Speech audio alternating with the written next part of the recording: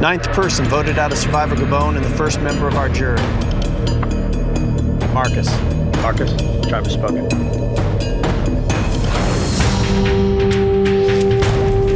It may not seem like it, but it is one long walk out of tribal council when you're going out the back door.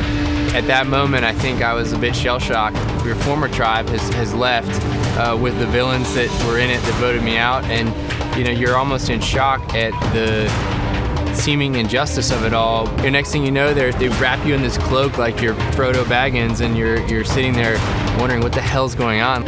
I found myself being escorted to the crew base camp, and it's a different shell shock. Now I was shell shocked about returning to like the normal world.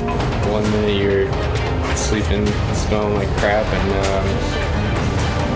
like looking at normal things that you see in the real world. I still look like myself, which means I didn't really stay in the game long enough.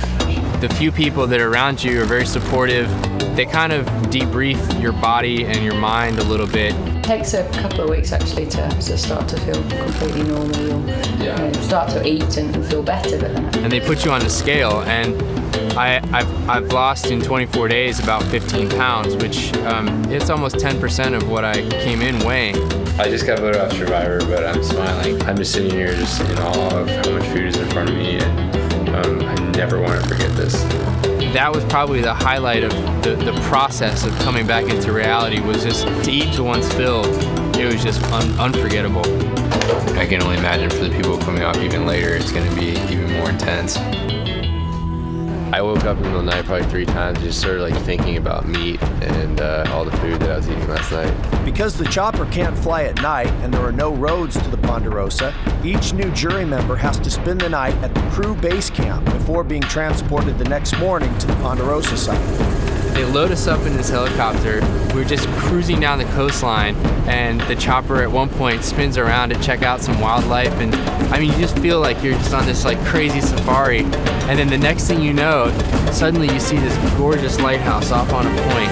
They tell you we're here, and you're just like, you're in shock, and you're thinking, less than 24 hours ago, I'm sitting in a crappy little hut.